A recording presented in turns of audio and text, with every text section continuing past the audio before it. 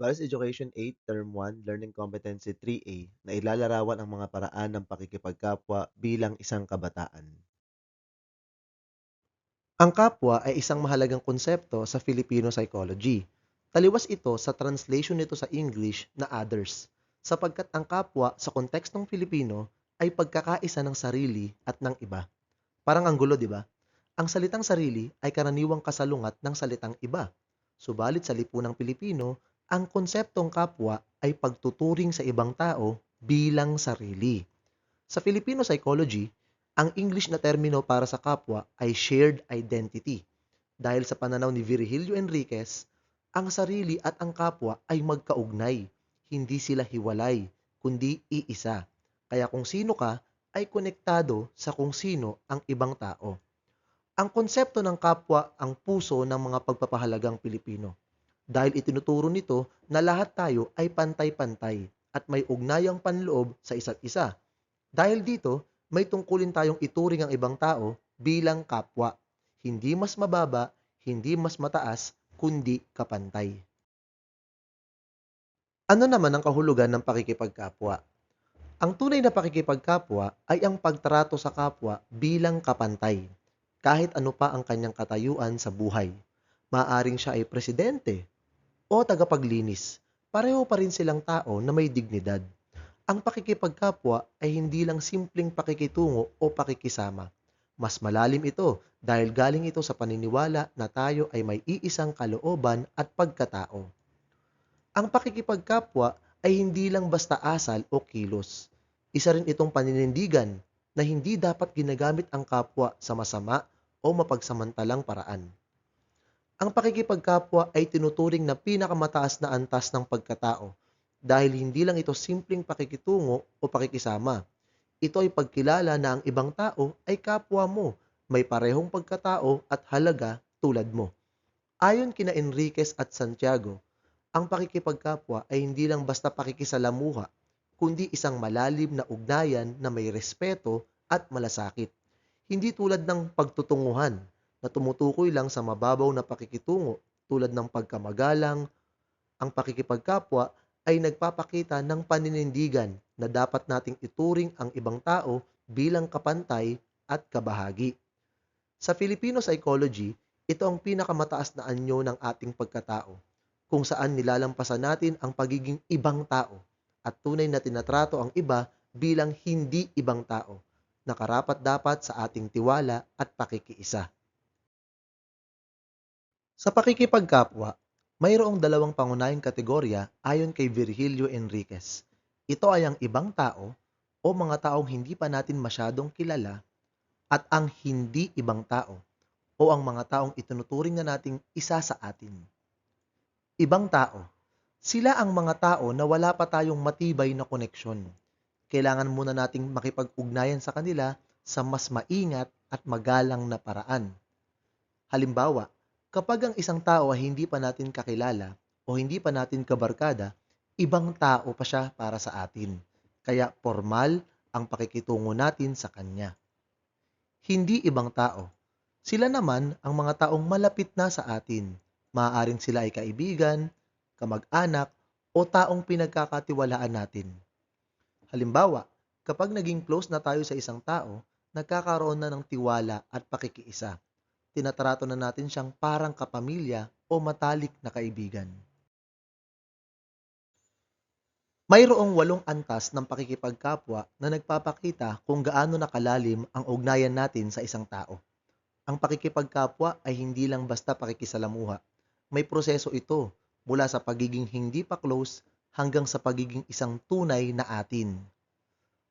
Pag-uusapan natin ngayon ang mga antas ng pakikipagkapwa sa ibang tao o ang tinatawag nating outsider. Unang antas, pakikitungo o pagpapakita ng paggalang.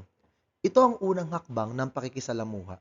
Dito, ipinapakita natin ang paggalang sa ibang tao sa pamamagitan ng mabubuting asal tulad ng pagbati, paggamit ng po at opo, at maayos na pakikipag-usap.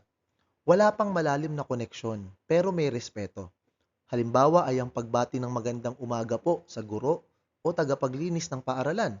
Dito ay pinapakita natin ang kabutihang asal at paggalang kahit hindi tayo malapit sa isang tao. Ikalawa ay ang pakikisalamuha o ang pakikihalubilo. Sa antas na ito, nagsisimula na tayong makisama. Nakikihalubilo na tayo sa kanila. Halimbawa, sa mga kamag-aral, kapitbahay, o mga bagong kaibigan.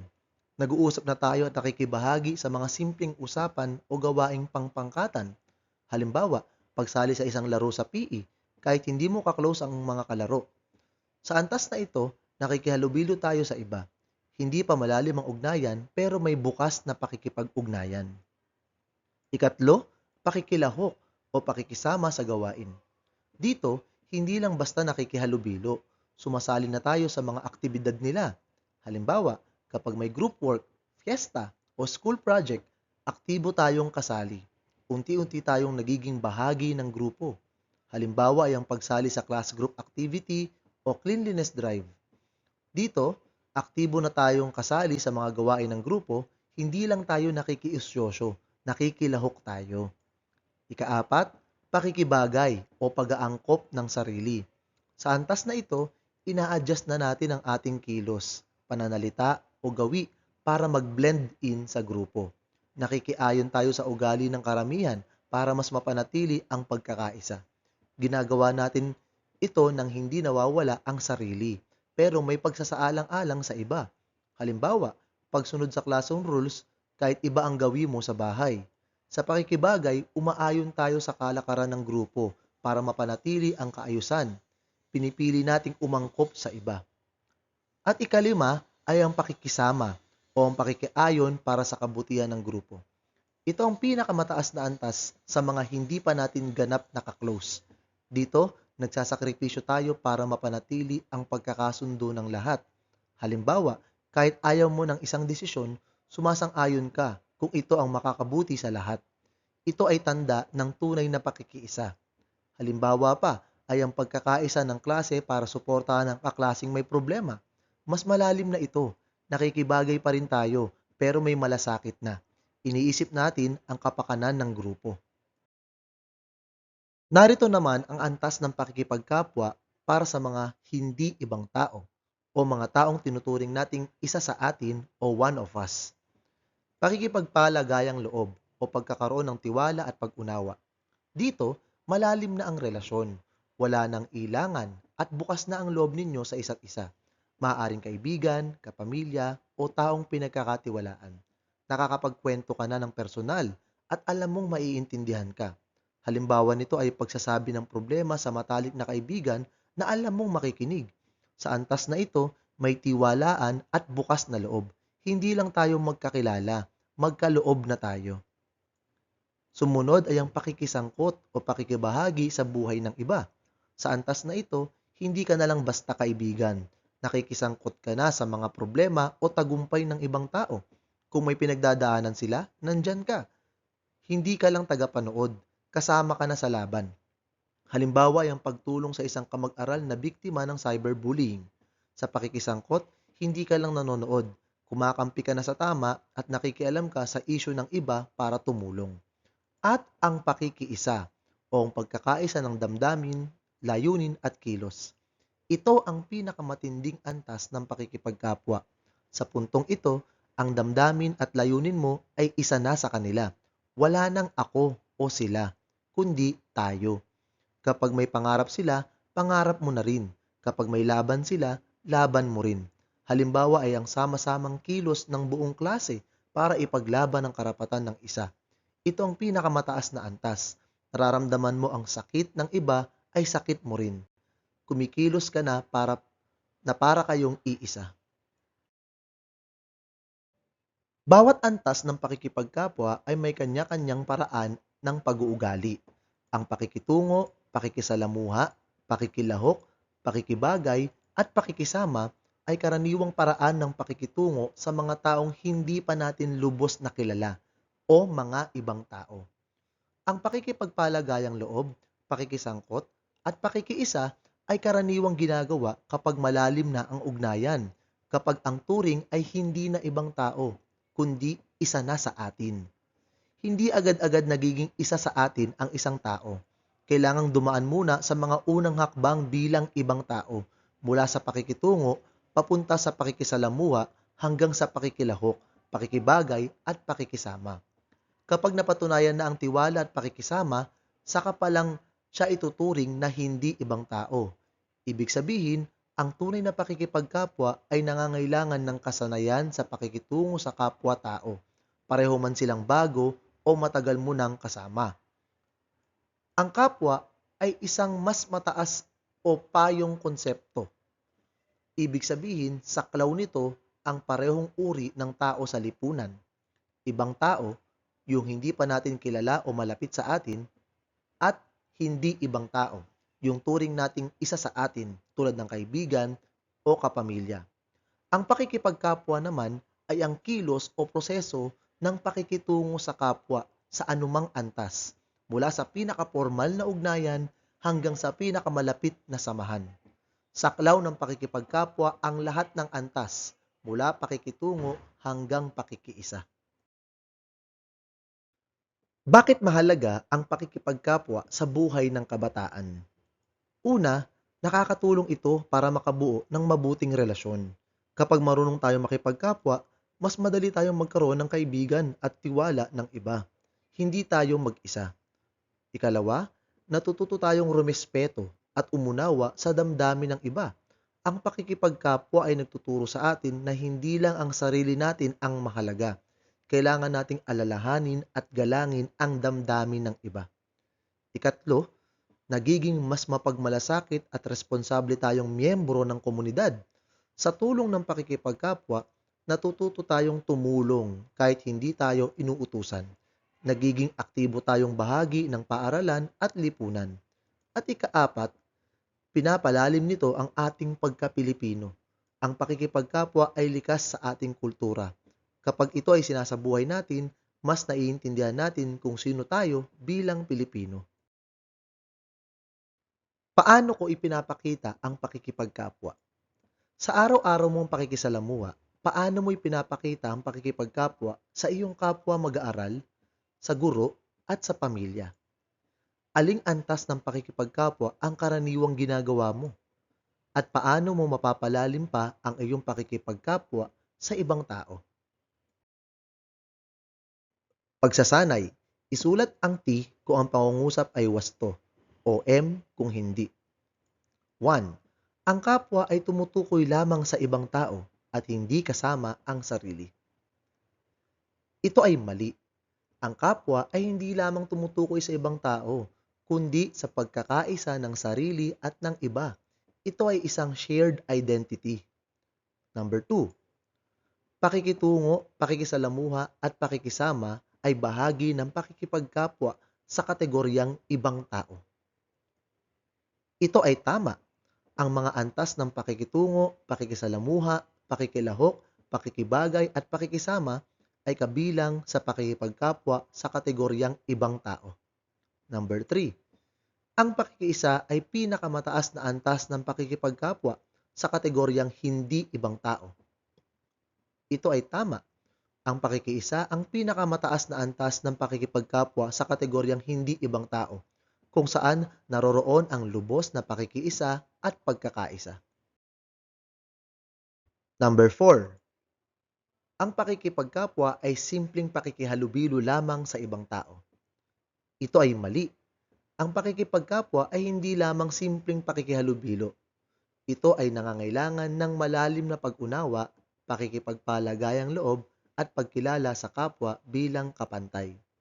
And number 5, ayon kay Virgilio Enriquez, ang kapwa ay nasa puso ng pagpapahalagang Pilipino. Ito ay tama. Ayon kay Virgilio Enriquez, ang kapwa ay nasa puso ng mga pagpapahalagang Pilipino dahil ito ay nakaugat sa pakikitungo sa kapwa bilang pantay at kapantay. Hindi ako iba sa aking kapwa. Ang mga salitang ito ay mula kay Dr. Virgilio Enriquez, the father of Filipino psychology. Siya ang nagpapaalala sa atin ng kahalagahan ng pakikipagkapwa sa ating pagkatao bilang Pilipino. Hindi ako iba sa aking kapwa ay nangangahulugang ang ating pagkatao ay hindi hiwalay sa ibang tao.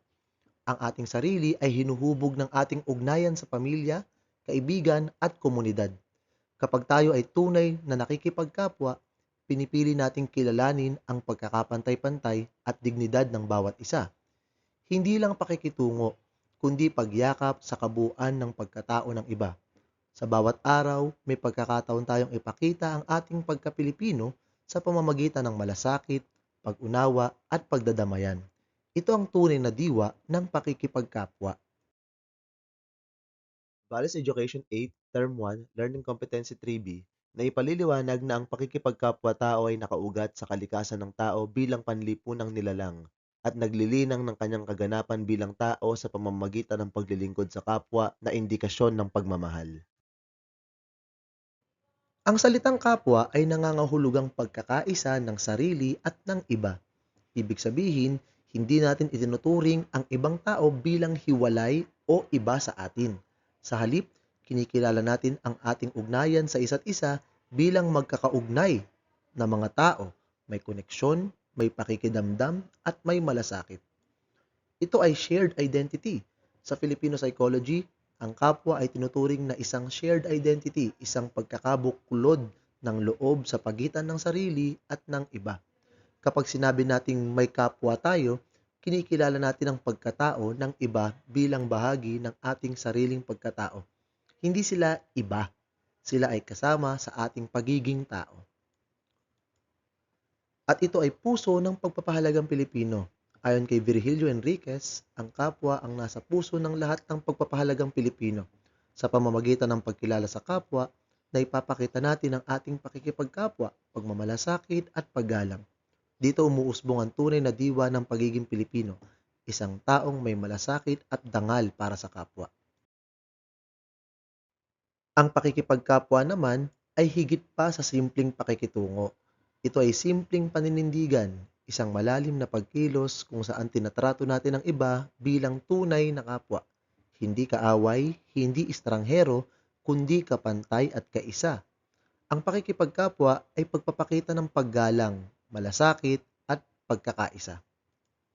Ang pakikipagkapwa ay isang proseso. Hindi agad-agad nagiging hindi ibang tao ang isang tao. Nagsisimula ito sa pakikitungo hanggang umabot sa pakikiisa. Sa bawat hakbang, unti-unting lumalalim ang ugnayan hanggang sa tunay na maging bahagi na ng ating sarili ang kapwa. Ayon kay Enriquez, ang pakikipagkapwa ay isang paninindigan ng pagkatao. Ibig sabihin, ito ang sukdulan ng pagiging makatao. Kapag marunong tayong makitungo, makisama at makiisa sa iba, naipapakita natin ang tunay na halaga natin bilang mga tao. Ang pakikipagkapwa ay paraan ng pagkamit ng kaganapan ng ating pagkatao. Likas sa ating mga tao ang maging isang panlipunang nilalang. Bilang tao, natural tayong may ugnayan sa kapwa. Mula sa ating kapanganakan, umaasa tayo sa iba, una sa ating pamilya at kalaunan sa ating komunidad at lipunan. Hindi tayo nilikhang mamuhay mag-isa. Ayon nga kay Aristotle, ang tao ay likas na nilikhang panlipunan. Ang ating pag-unlad bilang tao ay nakaangkla sa ating pakikipag-ugnayan sa kapwa.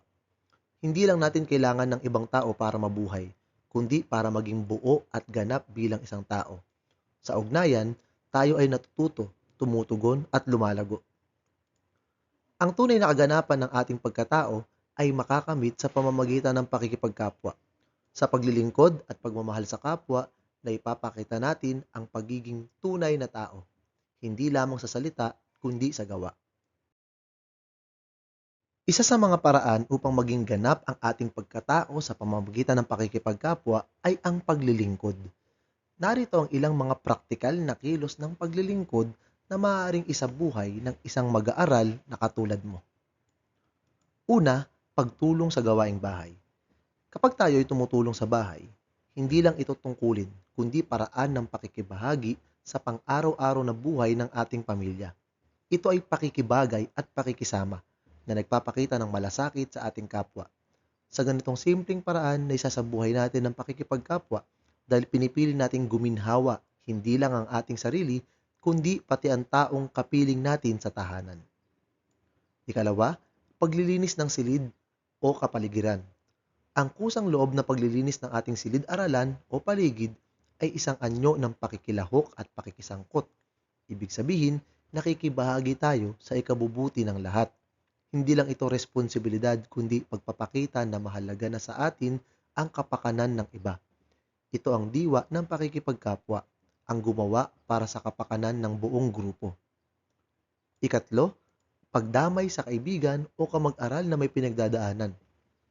Sa bawat pakikinig, pagdamay at pakikiramay sa ating mga kaibigan o kamag-aral, ipinapakita natin ang pagkilala sa damdamin ng kapwa.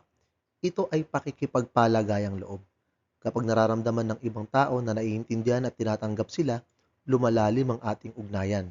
Ito ang tunay na anyo ng pakikipagkapwa, ang pagyakap sa damdamin ng kapwa bilang bahagi ng ating sarili. At ikaapat, pagbabahagi ng oras at talento sa kapwa. Kapag ikaw ay nagtuturo sa kaklase, sumasali sa mga gawain ng komunidad, o gumagamit ng iyong talento upang maghatid ng kabutihan, pinapakita mo na handa kang magbahagi ng sarili.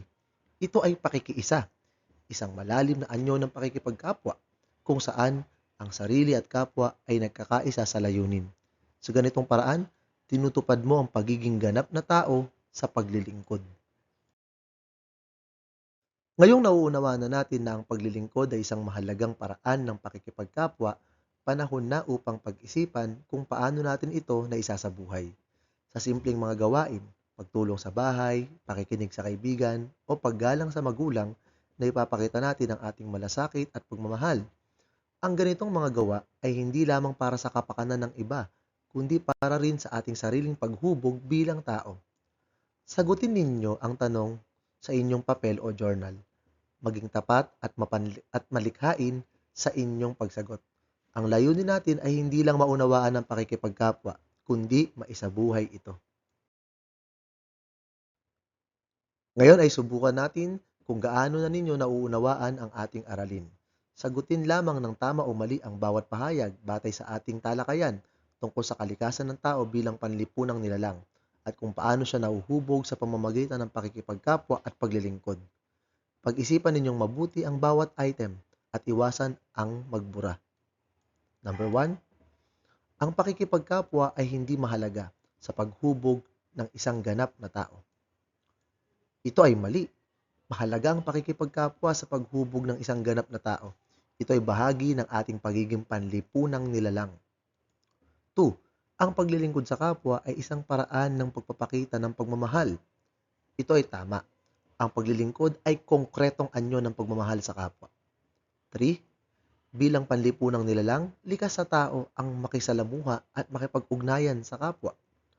Ito ay tama. Likas sa tao ang makihalubilo, makipag-ugnayan, at magpakita ng malasakit. Number 4, ang pakikipagkapwa ay nangangahulugan lamang ng pakikitungo sa ibang tao. Ito ay mali. Ang pakikipagkapwa ay hindi lang pakikitungo. Ito ay mas malalim na ugnayan na may pagkakapantay-pantay at pagmamalasakit. And number 5, kapag naglilingkod tayo sa kapwa, mas lalo rin nating nauunawaan ang ating sarili. Ito ay tama. Sa paglingap sa iba, mas lumalawak din ang ating pangunawa sa ating sarili at sa ating pagiging tao. Values Education 8, Term 1, Learning Competency 3C, na ilalapat ang mga paraan ng pakikipagkapwa bilang isang kabataan. Bago tayo tumungo sa mas malalim na paglalapat ng pakikipagkapwa sa ating araw-araw na buhay, mahalagang sariwain muna natin ang mga pangunahing kaalaman sa nakaraang aralin. Una, tandaan natin ang kahulugan ng kapwa. Ayon kay Dr. Virgilio Enriquez, ito ay isang shared identity. Ibig sabihin, ang kapwa ay hindi iba sa atin. Sa halip, ito ay pagkilala na tayong lahat ay magkakaugnay. Ang bawat isa sa atin ay may dangal at halaga, kaya't dapat tratuhin ang kapwa bilang isang pantay, hindi bilang ibang tao o mas mababa sa atin. Ikalawa, ang pakikipagkapwa ay ang aktibong pakikisalamuha, pakikibagay at pakikiisa sa iba sa diwa ng pagkakapantay-pantay at pagmamalasakit. Hindi ito basta pakikisama lang. Ito ay may mas malalim na layunin, ang pagtulong, pag-unawa at pagbuo ng makataong ugnayan. Ikatlo, naaalala niyo ba ang dalawang kategorya ng kapwa? Una ay ang ibang tao, kung saan nananatili pa tayo sa mas panlabas o formal na interaksyon. At ikalawa ay ang hindi ibang tao, kung saan lumalalim na ang ating pakikipag-ugnayan sa kapwa. Mula sa pagiging dayuhan, tayo ay nagiging bahagi ng isa't isa. Panghuli, dapat nating maunawaan na ang pakikipagkapwa ay isang proseso. Magsisimula tayo sa pakikitungo, ang simpleng pagbati o paggalang hanggang makarating sa pakikiisa, ang lubos na pakikilahok at pagkakaisa sa damdamin, layunin at pagkilos ng ating kapwa. Ngayon, tanongin natin ang ating sarili. Nasaang antas na ba tayo sa pakikipagkapwa? At paano natin ito may sasabuhay bilang mga kabataan sa totoong buhay? Ngayong malinaw na ang konsepto ng pakikipagkapwa at ang mga antas nito, panahon na upang tayo'y magnilay. Bakit nga ba ito mahalaga sa ating araw-araw na buhay, lalo na bilang mga kabataan? Una, ang pakikipagkapwa ay pundasyon ng maayos na ugnayan sa bahay, sa eskwelahan at sa komunidad. Kapag marunong tayong makiramdam, makipag-ugnayan at tumugon sa damdamin at pangangailangan ng iba, mas nagiging mapayapa at makabuluhan ng ating pakikitungo sa kanila. Hindi ba't mas magaan sa pakiramdam kapag alam mong may taong nagmamalasakit sa iyo? Ikalawa, sa pamamagitan ng pakikipagkapwa, natututo tayong umunawa at tumanggap sa pagkakaiba-iba. Hindi lahat ay katulad natin. May iba't ibang ugali, pananaw at pinanggagalingan. Ngunit sa pakikipagkapwa, natututo tayong lumampas sa pagkakaiba at makakita ng pagkakapare-pareho. Pare-pareho tayong tao na nangangailangan ng pagmamahal, respeto at malasakit. Ikatlo, sa mga panahon ng sakuna o kahirapan tulad ng pandemya, bagyo o personal na problema, dito natin nakikita ang tunay na diwa ng pakikipagkapwa. Nakikipagbahaginan tayo ng pagkain, tulong, salita ng pag-asa at panalangin. Ito ang nagpapakita na tayong mga Pilipino ay hindi natitinag dahil sa ating likas na malasakit sa kapwa. At ikaapat, sa panahon ngayon na maraming kabataan ang nawiwili sa social media, minsan ay nakakalimutan natin ang tunay na koneksyon sa kapwa. Ang pakikipagkapwa ay paalala na hindi sapat ang likes o comments. Mas mahalaga ang pakikiramay, pakikibahagi at pakikiisa sa tunay na buhay. Higit sa lahat, ang kabataan ay may mahalagang papel sa pagtataguyod ng kultura ng malasakit. Kayo ang susunod na lider, guro, manggagamot, tagapaglingkod at magulang.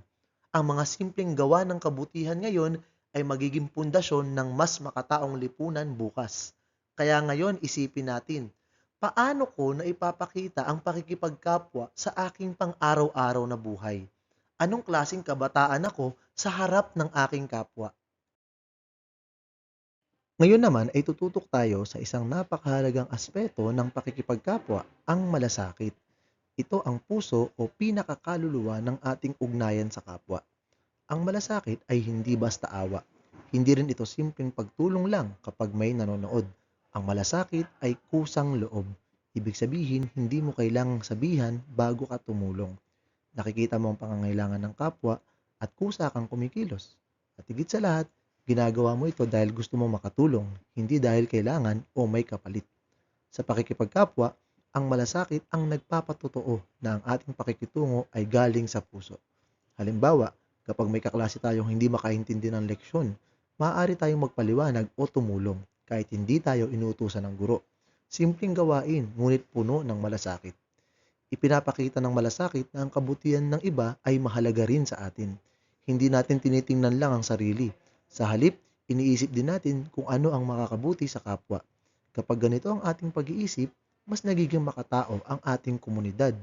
Kaya bilang kabataan, tanungin natin ang ating sarili, puno ba ng malasakit ang aking mga kilos? Nagpapakita ba ako ng pakikipagkapwa sa mga gawa at hindi lang sa salita? Tandaan, ang tunay na pakikipagkapwa ay hindi natatapos sa pakikisalamuha. Dapat itong humantong sa malasakit, sa pagiging tunay na kaisa ng ating kapwa. Ngayon, kayo naman ang kikilos. Ang layunin ng ating aktibidad ay hindi lang para maging malikhain, kundi para ipakita kung paano ninyo nauunawaan at isinasabuhay ang pakikipagkapwa na may malasakit. Ang bawat isa sa atin ay may kakayahang maging inspirasyon sa kapwa sa pamamagitan ng salita, sining o kilos. Ang klase ay hahatiin sa 6 na pangkat. Kayo ay pipili ng isa lamang sa mga output na pagpipilian. Ang mahalaga, ang inyong gawain ay nagpapakita ng tunay na malasakit at hindi gawa-gawa lang. Pinapaalala ko na ang malasakit ay makikita sa simpleng pagtulong, sa pag-unawa sa pinagdaraanan ng iba, at sa ipagkilos para sa kabutihan ng kapwa, kahit walang nakatingin. Ipapasa o ipepresenta ninyo ang inyong mga gawa sa susunod na aralin o sa susunod na araw. Maaari kayong gumamit ng art materials, cellphone video, papel o anumang gamit na makakatulong sa inyo. Narito ang mga pagpipiliang gawain. Poster. Gumawa ng poster na nagpapakita kung paano na ipapakita ang malasakit bilang isang anyo ng pakikipagkapwa sa tahanan, paaralan o komunidad. Tula. Lumikha ng tula na nagpapahayag ng tunay na malasakit sa kapwa. Maaari itong ibatay sa sariling karanasan. Roleplay. Gumanap ng isang maikling eksena kung saan ipinapakita ang isang kabataang tumutulong sa kapwa dahil sa malasakit. Vlog. Mag-record ng maikling video kung saan kinukwento kung paano mo ipinapakita ang pakikipagkapwa sa bahay, paaralan o sa iba pa. News report. Gumawa ng isang news segment kung saan inuulat ninyo ang isang kwento ng malasakit mula sa inyong komunidad o paaralan. At interview. Mag-interview ng isang taong nagpapakita ng malasakit sa kanyang kapwa. Maaring guro, magulang, volunteer at iba pa. At ibahagi ang kanyang pananaw. Sa puntong ito, nais kong pagnilayan ninyo ang mga aral na napag-usapan natin. Higit pa sa mga konsepto at antas, ang pakikipagkapwa ay isang pamumuhay ng malasakit at pagkilala na tayo ay konektado sa isa't isa. Habang sinasagot ninyo ang mga tanong, isipin ninyo ang mga simpleng karanasan ninyo sa bahay, sa paaralan at sa inyong komunidad. Doon, nagsisimula ang tunay na malasakit sa maliit pero taos-pusong gawa. Ang pagsagot sa mga tanong ay hindi lamang requirement, kundi paanyaya na magbago at magmahal ng mas totoo. Pagsasanay. Isulat ang T kung ang pangungusap ay wasto o M kung hindi. 1. Ang paggawa ng mabuti sa kapwa ay isa ng anyo ng pakikipagkapwa. Ito ay tama. Ang pakikipagkapwa ay hindi laging malalaki o bonggang aksyon. Kahit simpleng kabutihan tulad ng pagtulong at o pag-unawa ay bahagi na nito. 2. Hindi na kailangan ng malasakit kung kaibigan mo na ang tinutulungan mo. Ang sagot ay mali. Ang malasakit ay mas lumalalim kung ipinapamalas natin ito kahit kanino, kaibigan man o hindi. Isa itong mahalagang salik ng pakikipagkapwa. 3. Ang pakikipagkapwa ay dapat makita sa araw-araw na buhay ng isang kabataan. Ang sagot ay tama. Hindi ito para sa espesyal na pagkakataon lang. Ang pagiging makatao sa pakikitungo ay dapat isinasabuhay araw-araw, lalo na sa tahanan, paaralan at pamayanan. 4. Hindi kasali ang pakikilahok sa mga gawain sa barangay sa pakikipagkapwa. Ang sagot ay mali. Ang pakikilahok ay isang anyo ng pagiging bahagi ng lipunan at pagpapakita ng malasakit. Isa ito sa mga antas ng pakikipagkapwa ayon kay Enriquez. At number 5, ang kabataang may malasakit sa kapwa ay nagiging ganap na tao. Ang sagot ay tama. Ang paglilingkod at malasakit ay nagpapakita ng kaganapan ng pagkatao, sapagkat ang tao ay nilikhang panlipunan at may kakayahang magmahal. Tandaan natin ang mga salitang ito mula kay Virgilio Enriquez, ang ama ng psikolohiyang Pilipino. Hindi ako iba sa aking kapwa. Simple man itong pahayag, pero tagos sa puso ang kahulugan. Sa pananaw ni Enriquez, ang kapwa ay hindi lang basta ibang tao. Ang kapwa ay bahagi natin. Ang kanyang dignidad ay dignidad din natin. Ang kanyang sakit ay sakit din natin. Kaya ang pakikipagkapwa ay hindi lang tungkol sa pakikitungo o pakikisama. Ito ay tungkol sa pagkilala na tayo ay konektado. Ang malasakit, pagdamay at paglilingkod ay bunga ng pagkilalang ito. Bilang mga kabataan, huwag nating maliitin ang ating kakayahang maging kapwa sa iba. Magsimula tayo sa simpleng malasakit sa tahanan, sa paaralan at sa pamayanan.